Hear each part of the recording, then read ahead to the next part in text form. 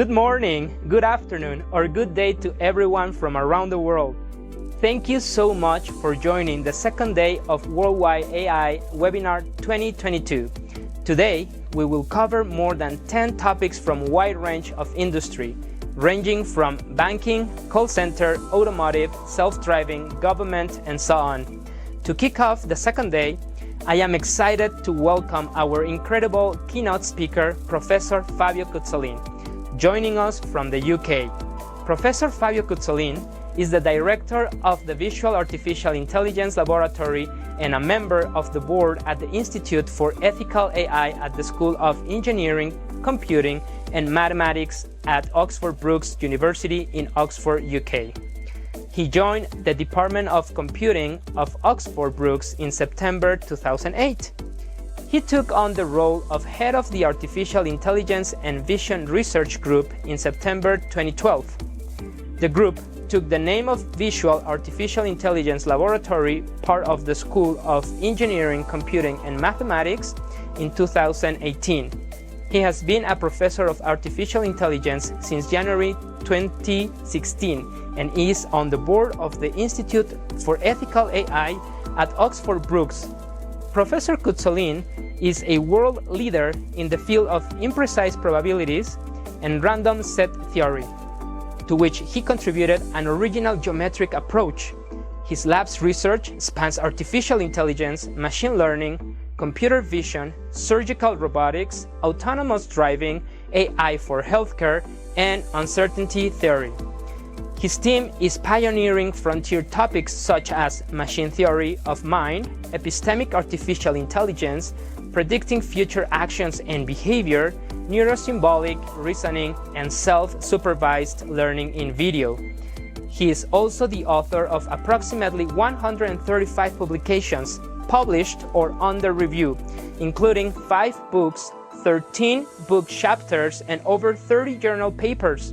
He is a 4-term member of the Board of Directors of the Belief Functions and Applications Society, BFAS, and was executive editor of the Society for Imprecise Probabilities and Their Applications, SIPTA.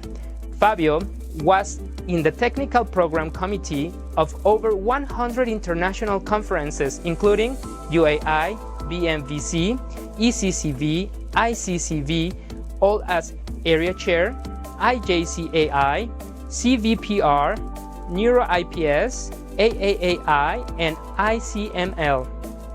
Today, Professor Cuzzolin will share a presentation about epistemic artificial intelligence.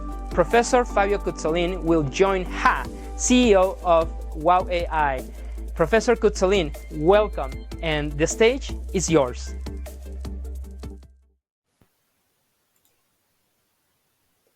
Thanks, Harry, for this amazing introduction, and I would like to thank also Anne and Joel for inviting me to speak and giving me the opportunity to speak at this amazing event.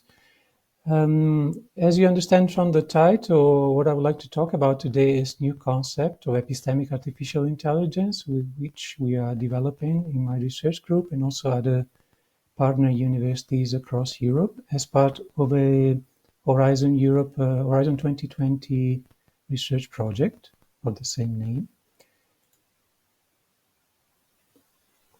So the project called EPI is funded by the Horizon 2020 Future Emerging Technologies Open Scheme, which is an extremely competitive research scheme which used to have a success rate of around 3 or 5%, so possibly the most competitive research scheme in the whole Europe. The budget is of around 3 million euros for a duration of 4 years. And this particular project is supported by a consortium of 3 universities, Oxford Brookes, which are the coordinators, myself in particular, KU Leuven in Belgium, and TU Delft in the Netherlands. This is our website here, epistemic.eu, so for further information, you're more than welcome to check our website.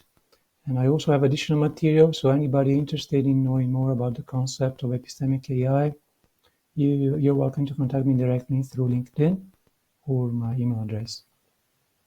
So what is the concept here? The idea is that current artificial intelligence is still quite unable to deal with the epistemic form of uncertainty rather than the classical aleatory uncertainty, a thing that severely limits its development. So the objective of the project is to reimagine AI through a proper treatment of the epistemic uncertainty stemming from our partial knowledge of the world. Mathematically, this is done by injecting techniques from higher order uncertainty theory. So I'm going to give you a little bit more detail in the next few slides.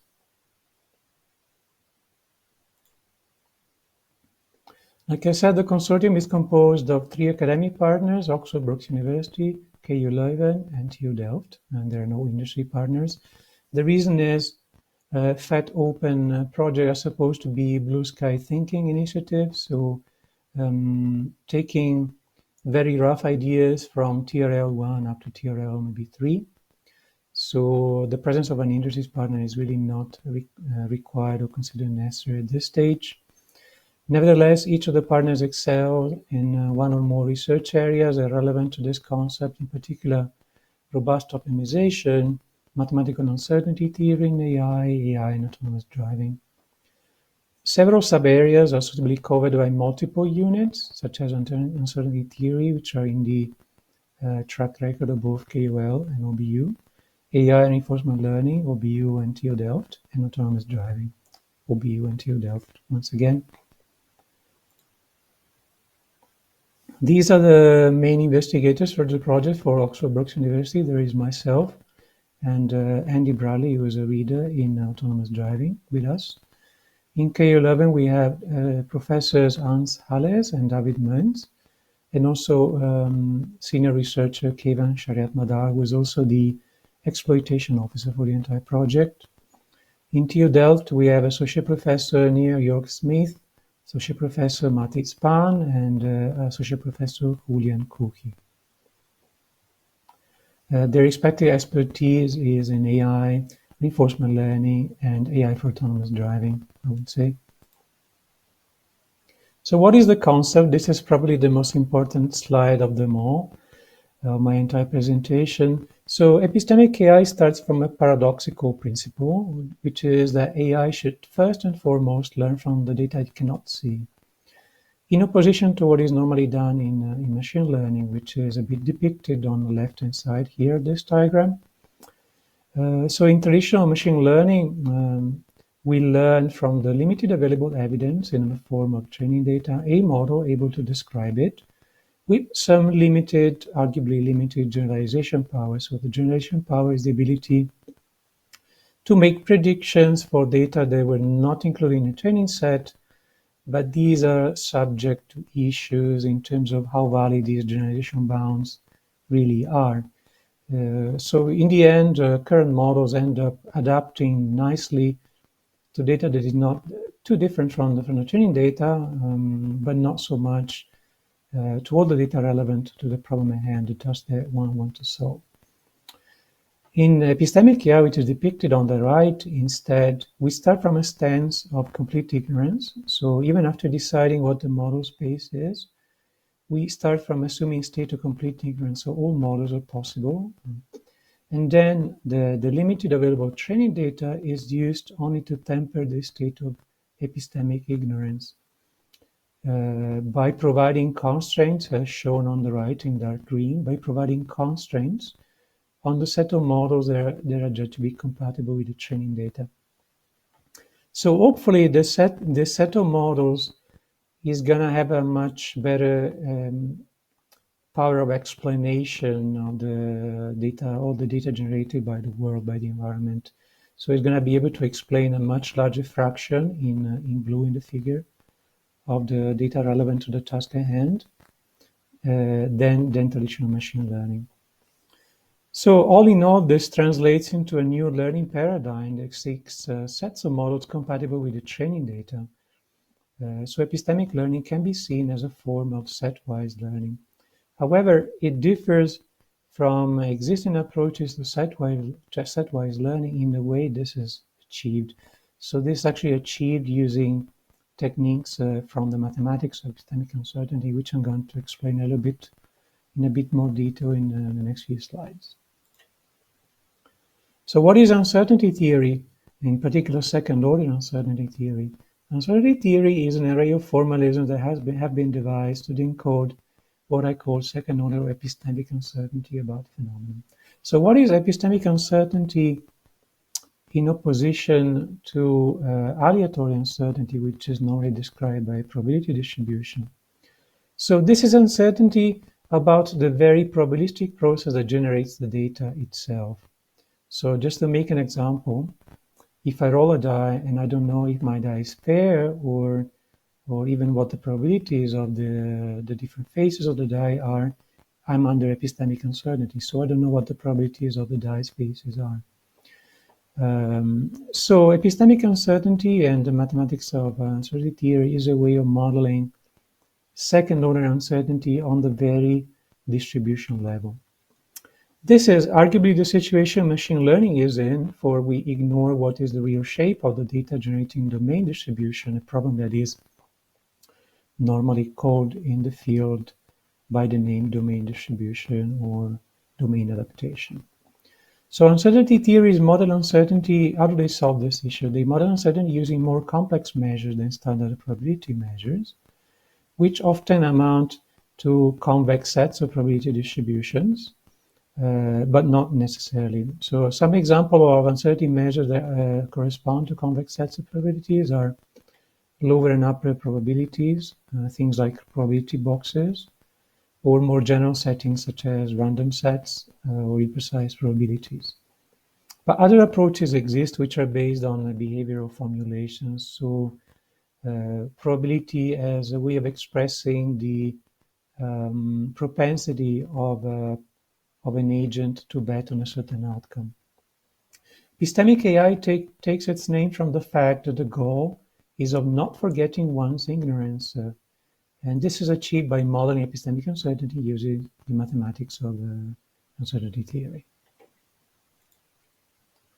So a few examples of these mysterious esoteric uncertainty measures I was talking about.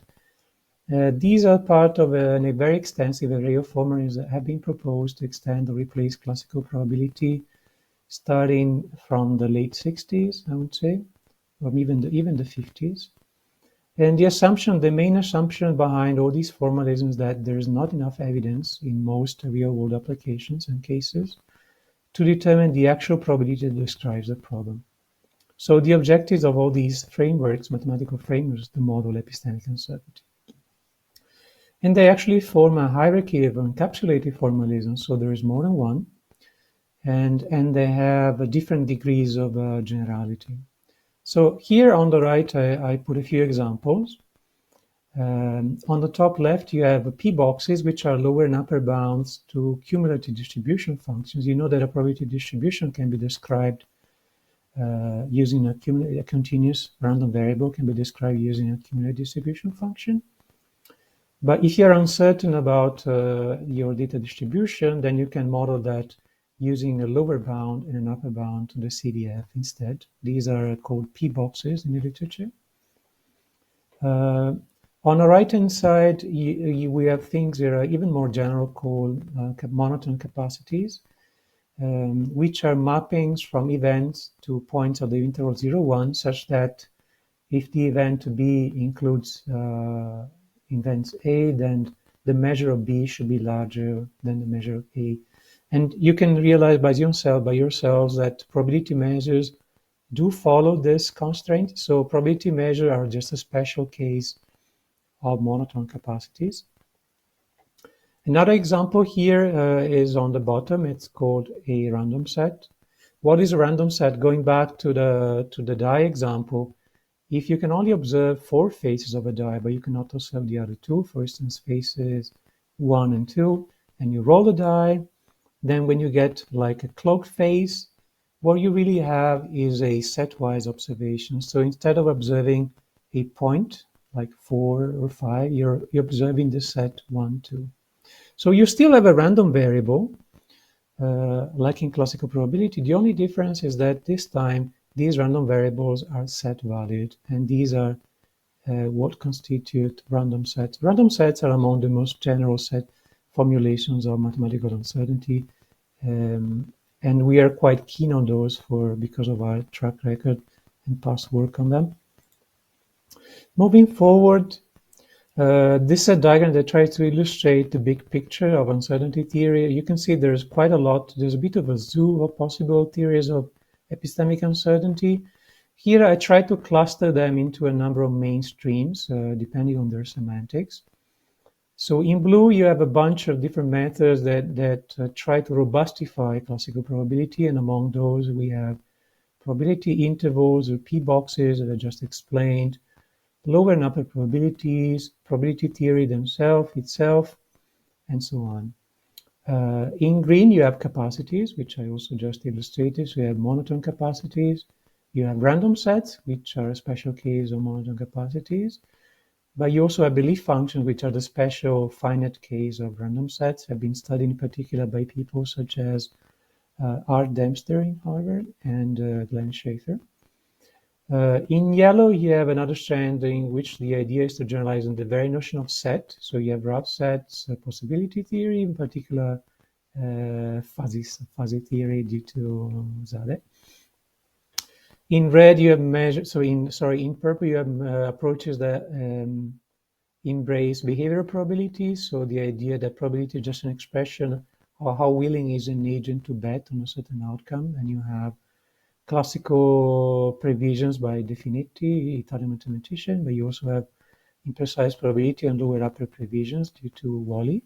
And you have more recently the Vogt-Schaefer theory, again, theoretical probability. Finally, in red, you have a cluster of approaches that propose measures that assign values to functions other than just sets or events. And among those, we had the Dirichlet distributions, meta-probability approaches, MV algebras, and so on and so forth. So which one to pick? And are there any of those more suitable than others to power a theory of epistemic artificial intelligence? That's the question that we want to solve as part of this project. So our research program is quite complex, as you can see from the diagram on the left. Since machine learning is really an application of optimization theory, rewriting its formulations means formulating a theory of optimization under epistemic uncertainty. So on the left, you can see on the top, you have an uncertain world where you have missing data, you have unpredictable human behavior, you have scarce data, limited or biased training sets. And all of that induces mathematical work on theories of epistemic uncertainty, but also more focused work on the formulation of optimization frameworks under epistemic uncertainty, in which both the objective function that you want to optimize and the constraints are subject to epistemic uncertainty rather than simply a stochastic or probabilistic uncertainty. These advances are then injected into the main three subfields of machine learning: unsupervised learning, supervised learning, and reinforcement learning. For unsupervised learning, for instance, we are working on updating or generalizing generative adversarial nets. In supervised learning, we're working on deep networks like CNNs with random set outputs. In reinforcement learning, we are going to tackle both model-free and model-based approaches. There's also a very interesting theoretical groundwork to be done in statistical learning theory, which is the mathematical foundation for machine learning, where the idea is to provide generalized generalization bounds that hold under weaker assumptions on the relationship between the test distribution and the training distribution. These new learning paradigms are then supposed to be validated in three autonomous driving scenarios, in particular autonomous racing cars and event detection for autonomous driving.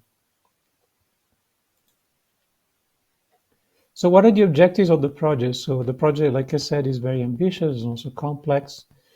Our main objectives are to create a novel mathematical framework for optimization under epistemic uncertainty, outputting sets of models and leveraging techniques from theories of second-order uncertainty.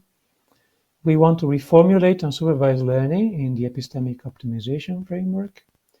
We also want to sow the seeds of a new epistemic learning theory as a generalization of classical statistical learning theory by Vapnik and others as a robust foundation to supervised learning. We want to bring about a robust epistemic theory of supervised learning, like I said, things like epistemic deep networks for classification and regression. We want to develop an epistemic reinforcement learning framework by formulating in new terms the problem of sequential decision-making under epistemic uncertainty, and I'm going to say a little bit more about this in a couple of slides. From the science to technology point of view, we want to validate the epistemic AI paradigms that we are going to develop, and we are developing as part of this project for autonomous driving in 3 different use cases. And last but not least, we want to foster an ecosystem of academic, research, industry, and societal partners throughout Europe. So what are the work packages the project is divided into? And these relate to different objectives of the project I just mentioned.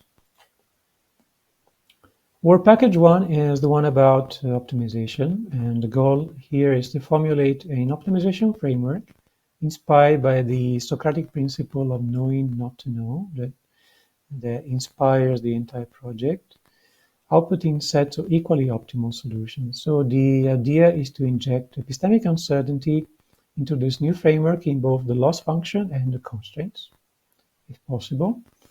You know there are some optimization frameworks in machine learning already model stochastic uncertainty, for instance, in the objective function or the constraints for both.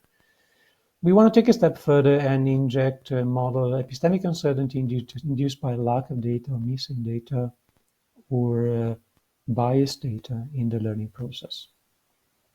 So this involves analyzing the current state of the art on stochastic optimization AI, first tackling the problem of pointwise optimization under epistemic uncertainty, doing additional mathematical work on the development of uncertainty theory methods, for instance, notions such as sampling, importance sampling, and expectations. On the right here, you can see another representation of p-boxes. You should be familiar with those by now. We want to formulate a framework for optimization under epistemic decision theory, and the difference with standard frameworks, decision frameworks, is that don't necessarily you come to one optimal solution dominates all the others, but you need to find out dominance relation between sets of possible solutions. And finally, last but not least, we want to focus on efficient and approximate solutions to make the inference process tractable. Work package 2 is arguably the core of the project. The goal here is to formulate learning frameworks based on the concept of epistemic uncertainty and epistemic AI. So this is about learning, setting the foundation for learning sets of hypotheses using uncertainty measures, working on new generation bounds under this new epistemic statistical learning theory, and then doing specific work in the different subfields of machine learning. So we have supervised learning, unsupervised learning, adversarial networks, and explainable AI. This is also a component of the project using GANs, or possibly newer diffusion models. Epistemic reinforcement learning, in particular in both the model set, model-free and model-based formulation. To extend to epistemic inverse reinforcement learning, and the reason is human behavior is quite unpredictable due to our rich mental lives.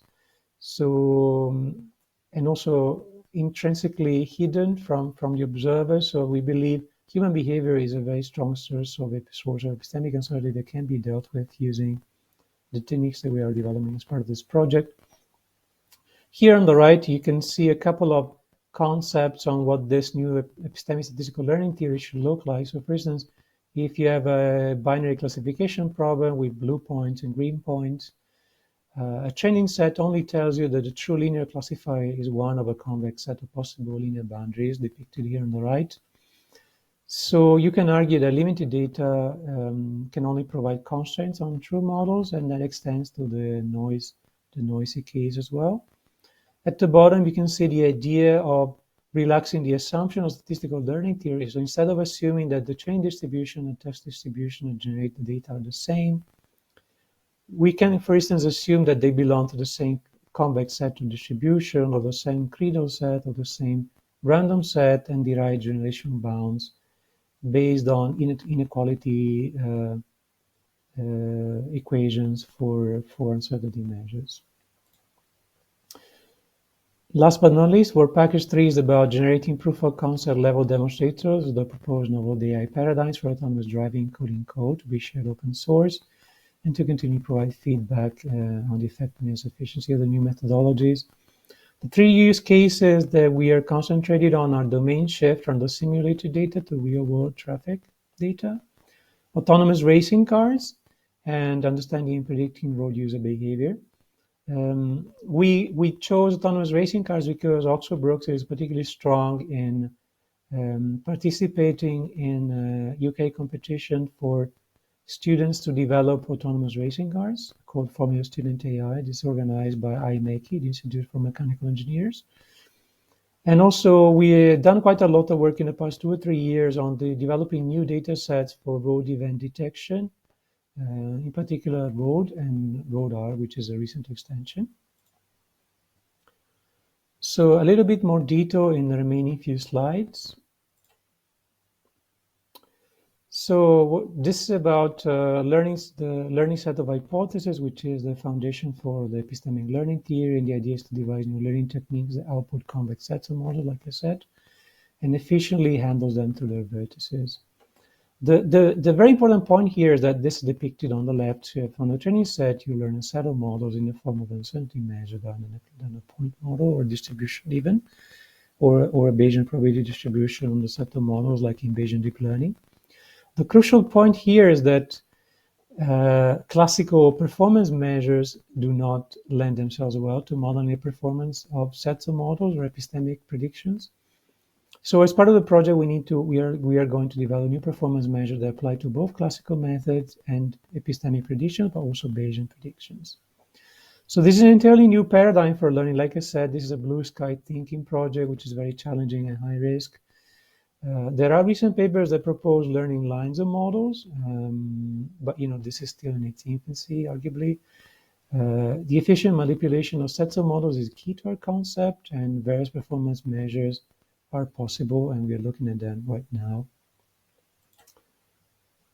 This is the foundation for an epistemic statistical learning theory. Like I said, if you're familiar with SLT, you will know that it derives the generation bounds on model performance, typically by assuming that both the training and the test data are generated by the same, albeit unknown, probability distribution.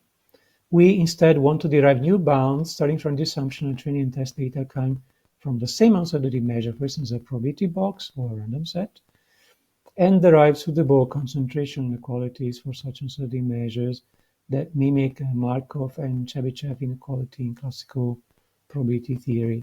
Unfortunately, these concentration inequalities are just not ready, so there's quite a lot of mathematical work to be done here. And one thing with epistemic uncertainty theory is that when generalizing concept from probability theory, multiple options are possible and they need to be studied. So this is what we are doing right now. Applications, the first application that we started working on is deep networks, in particular convolutional neural networks. And here you have a slide in which I try to convey this concept of a random set CNN. So we are working to devise epistemic deep network output scores for sets of outcomes, as you can see on the right, so set A, set B, and so on, instead of individual classes. How would you train such a network? So you need to provide a generalization of classical closed entropy or focal laws, for instance, that is extensively used for convolutional neural networks, and study extension of the dropout techniques to produce ensemble of networks. So we need to be ready and carefully selecting the classes of models we want to work on. And so we started with CNN in that respect. And we are working to devise epistemic losses that, when optimized, can allow you to train a random set CNN depicted here. Obviously, the efficiency is key once again, so we cannot just use one output neuron for each possible set of classes. So we need to do some efficient sampling beforehand, possibly in an unsupervised data discovery sort of mode, using a separate branch of the network, and maybe use Shapley value to assess the importance of the different sets for the learning process. Unsupervised learning, we're focusing mostly on generative adversarial networks, which have two probabilistic components. On input end, you're sampling from a random noise, so a Gaussian probability distribution. What happens if you sample from a random set, for instance? At the loss end, the GAN loss is formulated in terms of expectations involving the generator and the discriminator. So our objective here is to replace conventional expectation with expectation random sets in the formulation of the adversarial loss. Efficient sampling in an imprecise probability is only sparsely studied with only a few old papers, and there's no accepted definition, fortunately, of the expectation random set. So there are, again, multiple options to pursue here in this Blue Sky project.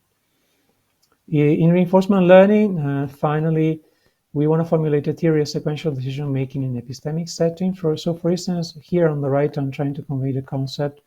Instead of trying to estimate a single transition probability of transitioning from a state to a new state, given an action and a reward and an observation, we are relaxing this assumption and we are aiming to estimate convex sets of probability distribution of transitioning from a state to another one based on an action and observation. And we also want to generalize a classical paramount result of reinforcement learning in the form of the Bellman's equation. So we are working on imprecise epistemic Bellman's equation and a robust formulation of Markov decision processes, which are the mathematical foundation for reinforcement learning. This is the road event dataset I was telling you about that we created in the past 2 years. It's a world first road event awareness dataset for autonomous driving, and we did it by annotating a number of videos collected as part of the existing Oxford Robocar dataset. So 22 videos, 1.7 million labels, 560,000 bounding boxes. It's a multi-label dataset that has agent, action, and location labels, and it's suitable for testing prediction capabilities, complex road events, and situation awareness in more general. This was a foundation of a challenge that we launched last year at ICCV 2021 called Broad at ICCV, and also a recent PAMI paper that got accepted in March this year, releasing and presenting this data set. Further extension, and I believe I'm getting close to my conclusion. I think I'm quite on time. So what are the further extensions we're already working on? One is pretty natural one, which is the extension from batch learning to continual learning. Another topic we are working a lot in my research group is continual learning. We just organized a workshop at IXCHI last year, and we released the spring LMCS volume on continual semi-supervised learning. We believe the epistemic AI principle can be naturally extended to continual learning, as in this picture. So you, instead of learning once and for all from a fixed training set, you learn from a series of data points or training sets in a sequence. And you can use this evidence to narrow down the uncertainty level associated with your models and your predictions, as depicted in blue in the picture. And as new data streams in, the epistemic uncertainty about the correct model for the data is continually revised. If the data distribution domain shifts with time, the uncertainty can actually widen again. So the set of hypotheses can narrow down or widen up depending on how fast the data domain distribution changes over time. And finally, this is my last slide. Correct me if I'm wrong, but I think we are quite on time. We are also working on an extension of neurosymbolic AI, which is the integration of learning and reasoning, and it's quite a hot topic of research, with epistemic uncertainty. So epistemic uncertainty can also be injected in symbolic knowledge, which is depicted here on the left. And the diagram on the right kind of completes the concept diagram I just presented on convolutional neural network with random sets. So once you have these epistemic neural networks, then you can reason on the outputs, the uncertain outputs of these neural networks with a symbolic network. For instance, the trigger graph, we have partners in WowAI Amsterdam Jacob Urbani, that is an expert and has devised this trigger graph technique for reasoning with probabilistic facts. We want to extend that to epistemic prediction and epistemic facts. This is it from me. So I would like to thank you for your interest in this talk, and I'm very open and excited to answer any questions you might have. Professor Fabio Kuslin. Yeah, we have around 10 minutes left and a lot of questions from the audience. Maybe we can jump into the Q&A session with the audience right now. Maybe 10 to 15 minutes, right? So I'm gonna pick up one random question. The first question, yeah, maybe from Nepal. Baba, I'm sorry if I'm not pronouncing your name properly.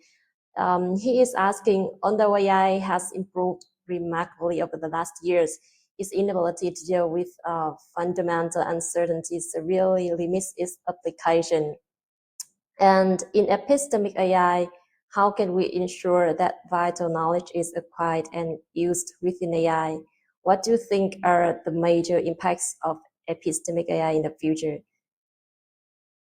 So the principle of epistemic AI is to use all the data that you have, but respect the level of uncertainty that the limited availability of data or the fact that the data may not be very representative of your problem induces. So our spirit is to embrace the data and use as few assumptions as possible. So one of the problems I have with the Bayesian setting is that to make it work, you really need to make a lot of additional assumptions. You don't have to do that when you work with epistemic learning, because you can just embrace the data and the level of uncertainty that comes with it. And that can have very important impacts in real-world applications. For instance, autonomous driving, like I said, is the validation scenario of choice for our project.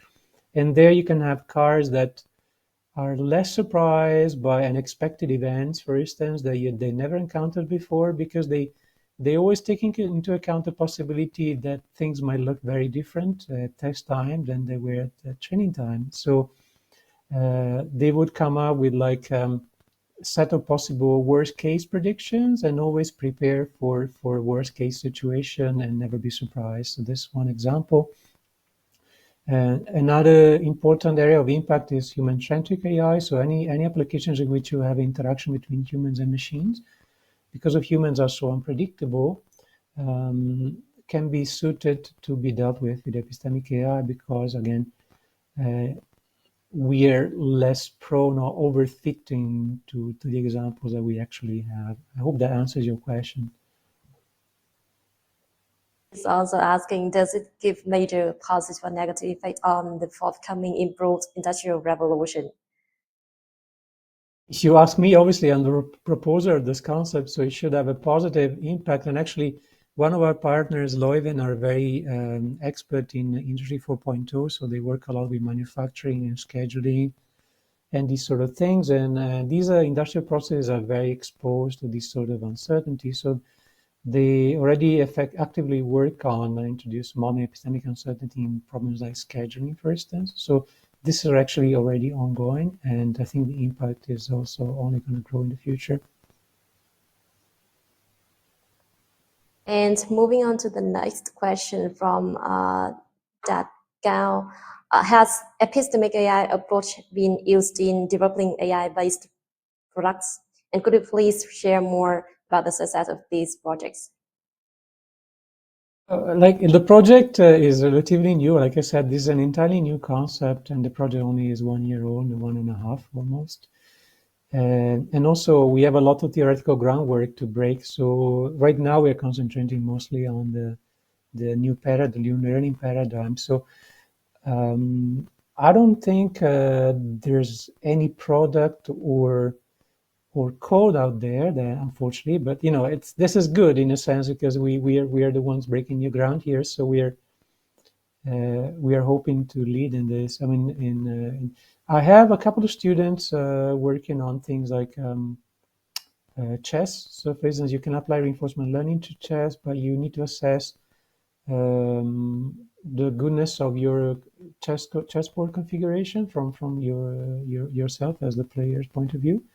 And this is also subject to epistemic uncertainty because reinforcement learning requires you to compute the expected cumulative reward in the future, which is very much uncertain. So that's an application I can think of, but not so much yet because, again, it's a very new concept and we're still working on the foundations. I also want to ask you one question. As you can see, epistemic learning spans all the major areas of machine learning from unsupervised, supervised, and reinforcement learning. And I remember Jan-Lee Kuhn, VP and chief AI scientist at Meta, used to claim that supervised learning and reinforcement learning are extremely inefficient because supervised learning requires a lot of samples to learning any new thing, and reinforcement learning requires a lot of trials and errors. So how do you feel about this? And out of 3 major areas at your epistemic AI projects, do you prioritize any? Absolutely. I mean, I totally agree. And one way of doing this is by reducing epistemic uncertainty using symbolic knowledge. And this is why I mentioned that in one of my last few slides. So epistemic uncertainty can be reduced by adding new knowledge that can be in the form of new data, or it can be in the form of prior knowledge or symbolic knowledge, so theories or knowledge accumulated through other means in other domains. So that's why I think the integration of epistemic learning with neurosymbolic reasoning can be important because, like you said, supervised learning has clear limitations, same with reinforcement learning.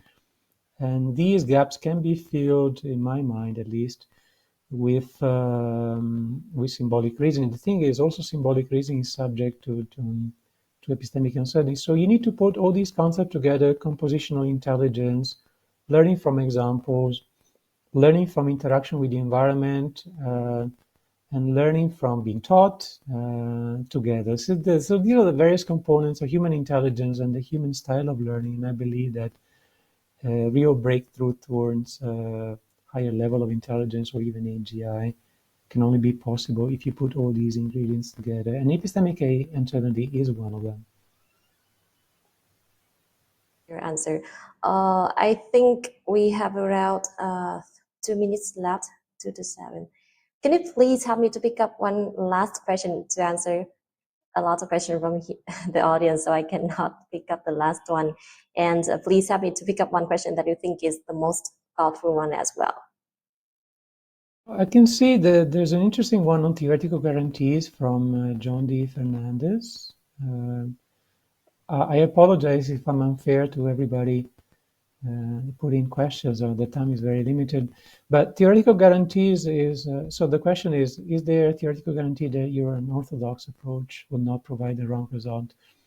So theoretical guarantees is actually one of the things we are focusing on. So since epistemic uncertainty theory contains Bayesian reasoning and probability theory as a special case, we strongly believe we can propose theoretical guarantees on the dominance of predictions made using epistemic learning on classical predictions as well as Bayesian predictions. So, for instance, if your Bayesian prediction is always inside a convex set of predictions made by an epistemic network, then by definition, if you measure performance by the distance between the ground truth and your prediction, then almost by definition, epistemic prediction will dominate the Bayesian one.